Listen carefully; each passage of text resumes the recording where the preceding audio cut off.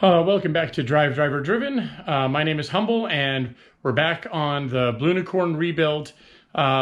Things are a little bit out of order. We're going to go cut to past me here in a second, because what we're working on is addressing some of the heat and fire damage on the powder coat on the chassis. So let's cut back to past me, and I'll show you some of that work that I just did. All right, so in this area we have where the fire was hottest and most concentrated. The fuel tank sat here.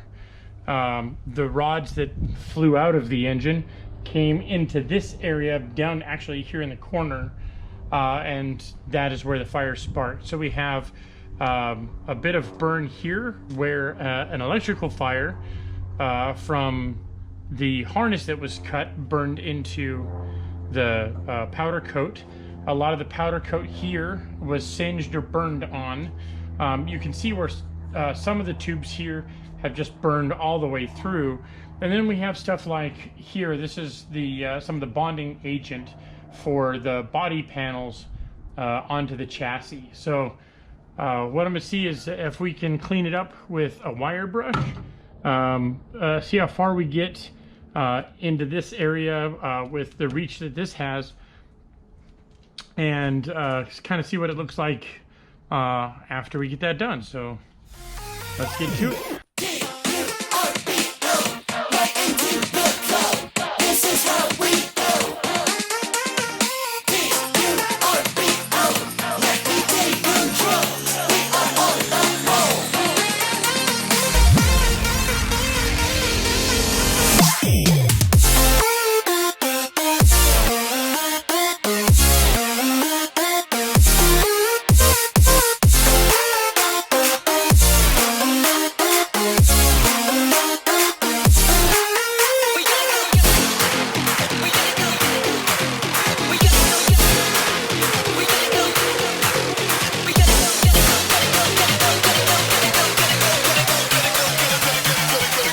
Alright, so as you can see, we got the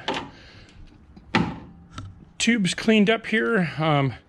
I wire brushed as much as I could for what I could reach with the rotary wire brush. I need to I need to drill out a couple of rivets that were left over from the disassembly process up through here, and then for where the fuel tank had mounted, and then over here on the back side where the wiring harness was routed. But like this area, I might try to hit with a manual wire brush just to see if I can reach down in there. I'm hoping that for anything that I did miss, like little rust spots here, the Pour 15 will, the catalyst in it will address. But all these tubes are cleaned up now, and I'm going to hit it with some Pour 15 to keep them from rusting. And it's kind of cool today, so it'll probably take a bit to cure. But once that's done, I'll put a layer of like a gloss black like this over it. And then, as I mentioned before, we're actually going to heat treat these tubes, because right through this area the exhausts pass through, and I didn't treat any of this. This was all just the black tubing. And what I found was during long road trips, all of these tubes would heat up, and it would carry this heat into these tubes here into the passenger area. So like right here where you put your arm would heat up, the main hoops would be hot to the touch. So that was less enjoyable, and it made more work for the air conditioner. So this time around, I'm going to go ahead and treat this area with this gold reflective foil, and see if that can't keep more heat out of the chassis itself. So now on to the next step is getting these tubes painted. Started painting, and the wind kicked up and the weather is looking like it's going to turn, so I just powered through it. But You can see this is just kind of first coat, but it's just a heavy sort of brush on coat with the Pour 15. I left this bit exposed because we're going to need that for grounding. So, but otherwise, first pass on the tubes look okay. Pretty good over here. Got pretty good coverage. I need to just double check underneath, but I'm pretty happy so far with just the first pass. While we're waiting for that to dry, I was going to pull the wire wheel out again and just brush this tube down really quick and just clean up this corrosion from both the fire and the fire retardant, and just try to get as much of this garbage off of here as I could. Well, dang it, I just filmed a bunch of stuff and realized the camera wasn't rolling. Wind's picking up. I think we got some rain inbound, so move the chassis back into the garage here. I just took the wire brush to the end of the coolant pipe here to clean it all up. I might have to treat that with something because right now it's just bare aluminum. I might just hit it with some paint to keep it from corroding. Our tubes are still drying. Just gonna let this sit overnight and come back to it tomorrow and give the kind of first paint job a once over, see how it looks. The next step is I need to go through and start drilling out rivets, and that's probably going to be a tomorrow job, just so I don't accidentally lean on these wet tubes. But we need to drill out all these rivets. I need to pull up some of this gold foil to see what the panel looks like behind it. The upper rear bulkhead, which is over there, looked pretty good when I pulled up some of the foil on that. I'm optimistic that this is in also good shape. Just a safety measure, I want to just pull up the foil, take a look at the panel. I am going to have to replace those boots, and I have some of those shifter boots on order. I still got to clean up. There's still some like fire retardant and stuff here. And generally, we'll have to go through and inspect the car back to front, kind of in that order, because even though this is where the fire was, there's a lot less stuff back here, so we can knock this out quickly. And then moving forward, we'll have to deal with the rear bulkhead, sort of this area behind where the luggage bin was, the interior, and then moving forward into sort of this front bulkhead area, which is just a hot mess right now from all the corrosion from the battery and a bunch of wiring left over that I need to pull out. The goal is kind of step one is to get the chassis sort of back to square one, which will mean removing the AC system again. So empty it out, drain the lines, pull the receiver dryer, pull the compressor, which is toast anyway, and then I want to pull as much as I can out of here, this front bulkhead area, and then clean this up, this mess. That's going to be the most difficult bit, and then we'll get on to sort of the interior and clean up all the bits of carpet that were stuck down from the glue and everything else, and get that all cleaned up and prepped and ready. And then we'll start on the modification process, which is the power steering and a few other goodies that I mentioned before. Kind of a short and sweet hit, but cut to future me tomorrow, and we're going to drill those rivets out and see if we can't clean up that rear bulkhead a little bit. I've already started cleaning up the back of the chassis here, but I can show you what I've done. So as you can see, all this row of rivets have been drilled out now. I can sort of show you the process. All right, so for instance, grab one of these, and what I would do is grab the drill and just drill it out. And what you're doing is you're drilling the rivet head to separate it, and that leaves the body and the tail that will be inside the tube. Sometimes, like over where the fire was, well, it melted basically, and you couldn't just drill out the rivets. And so what I would have to do is use a punch to either create a divot in the middle or to punch the whole rivet into the tube, and then I could, chase it with the drill and drill the hole again.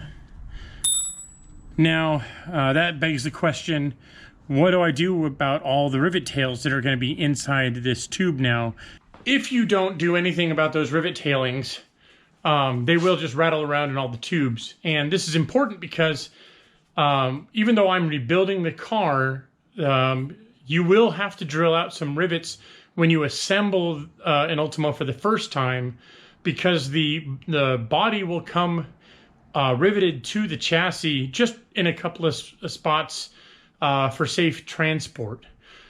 And so you'll end up drilling those out, but that'll still leave some rivet tails in the tubes. To address that, you could do a couple different things. So if there's just a couple, which usually there would be for an initial build, the factory will either supply cavity wax, or you can go out and find cavity wax. And this is stuff that you would use for like planes or what have you. And it's like a thick sprayable grease that has a straw or whatever, just like a WD-40 or something like that. And you will spray a healthy coating of that inside of the tubes. And you won't just do that where you've drilled rivets, but anywhere you've drilled, you'll spray that stuff inside the tubes, because the other function it performs is it helps prevent the tubes from rusting on the inside. The second thing you can do is, like for me, where I'm rebuilding the car and there's going to be a ton of those rivet tailings. A lot of builders have used like the insulating spray foam, the expandable foam. Same thing, you spray it through a little straw in all the rivet holes, and it expands in the tube, and it captures all those rivet tailings so that they don't rattle around. And that's probably the method I'm going to use, simply because there's so many rivet tailings in that tube now. So I'm going to do it for the back of the tube and anywhere else I have to drill out. So like if we look at the front of the car here, like this is a set of rivets I haven't drilled out yet because we haven't got to this section yet. But this is what I'm talking about when I say all the rivet tailings. These are what's left over after drilling out the rivets through all the body and everything. So this is what we're actually taking care of, is removing these, or either punching them into the tubes or what have you. And so we'll have to do the same treatment to this tube across, is to either put the foam in it or to fill it with like a cavity wax to keep all these tailings from rattling around. All right, back here on the back of the chassis, we can sort of see Kumo cutting through the frame here, but more importantly, we can sort of see the finish that was left over from our paint job of getting these tubes coated with Por 15. You can see it's not quite as glossy or shiny as our powder coat finish, but I'm not too worried about that, since the tubes over here and in this plane are going to be treated with a gold foil, and probably this one as well, just for further heat treatment and protection. So I'm not too worried about the overall finish. What was more important is just keeping it from rusting through or rusting at all. And that seems to have done the ticket. So down through this area, you can still see, well, A, some of the burn, but B, some of the fire retardant and stuff that's still in that crevice.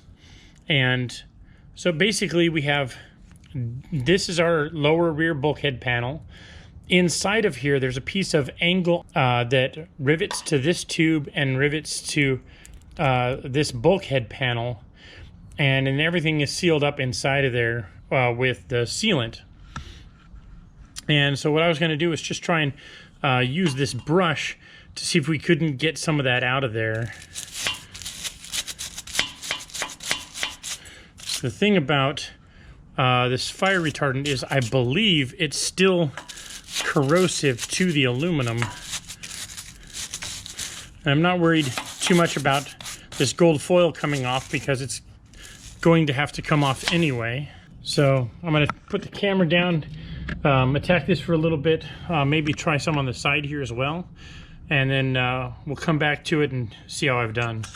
All right, so here's our after. There was actually quite a bit of fire retardant tucked back up in here still. I was able to get a lot of that stuff out. I used the brush to get in there, but I also grabbed a pick to grab the worst of it that was really tucked back down in there, and then to get around on this side as well. Over here on the side, so this is where our luggage bins would typically go, and our coolant pipe runs down through here. I peeled back a little bit of the insulation, and this is there's 2 layers of this stuff, and it's basically like a fiberglass mat or a foam material that's coated on each side by aluminum, and this stuff seems to be okay, and the glue is still holding it in rather well. This panel down below, I just wanted to pull off the side for the bin, but not separate it from the chassis. And it looks okay. Got little notes here from assembly. But other than that, this area down here looks pretty good. It could still use a nice wipe down, but I took the brush to it. You can still see some of our sealant and undercoat there. I think I'm going to call this good enough for the moment, and we'll move on to the next thing. All right, so this is going to be our next focus for cleanup, is our 2 luggage bins. So this is the driver's side. This was more of the fire affected side, and this was the passenger side, which got away mostly unscathed. Most of the damage that was on the passenger side of the car was actually from the firefighting effort, so this one's not so bad. Again, you can see we still have some fire retardant and stuff on here that we need to clean up. If I tip this guy up, our seals, our protective bits here got melted, and from the heat, our glue and the mat, insulating mat, kind of failed, so it started peeling up. And this one, again, fared a little bit better. It's just dirty and stuff from sitting. So I do want to address one thing with the side pods here that I actually wasn't happy with from my original build. I did this coating. So this is the Spectrum sludge sound deadening. This is the undercoat that I used on the rest of the car. This stuff works great for deadening the panel, and I did the side here and I did the bottom, but I didn't do this side of the bin, and I didn't think it would matter as much, but really what I should have done is I should have put some more heat insulation here on this side of the bin, because the coolant pipes that run through here, while they don't have a lot of heat, they don't generate that much radiant heat, over time it does build up. So you can see on the coolant pipes we put this header wrap on it, which helps a little bit, but this is more for things that are quite a bit hotter than water would be. And it was okay, but it could have been better. And so the radiant heat would be enough that this would warm up a little bit on longer trips. So if you wanted to keep anything cool in here, that was not really going to happen. So I think for the rebuild, I'm going to insulate this side of the luggage bin a little bit better. The other thing that I wasn't happy with was on the inside here with this rubber material. It wasn't the finished look that I was looking for, and I was never really happy with how this came out. And what I'll probably do is I'll end up taking this sheet out and replacing it with probably more of the second skin material, and then putting a carpet down over that, just to give it a cleaner, more finished look. It is important to put sound deadening here on the luggage bin, mainly because there's two big sources for sound. One, of course, is the engine, but due to your seat height in the car, you're actually going to get a lot of sound from the road through the luggage bin area, which is, it's like here, the luggage bin. If we look past the fuel tank, the luggage bin sits in this area of the side pod. So if you can deaden the inside of this panel, that keeps it from resonating. And then, of course, the insides of the doors. You'll get a ton of road noise through the doors simply because that's the height of every other tire on the road. Every SUV, like normal cars, they're all about the height of that door sill. So you get a lot of road noise through the doors, and that's something I didn't do with the first build, but I'm going to change this time around. Is I'm going to insulate those doors. I just wanted to point out, as we're getting to each item, things that worked well, things that didn't work well, because this is a unique opportunity to change the things that didn't work well. It's not often that you actually have a chance to rebuild something and address shortcomings from the first go-around. Rather than get into the side pods right now, I think we'll save that for the next video, but I do want to strip those down and get them cleaned up. And then we'll sort of make our way forward through the car. We'll do our side pods, and then we'll get into the interior probably next go around. So with that, thanks for watching, and I'll see you guys next time.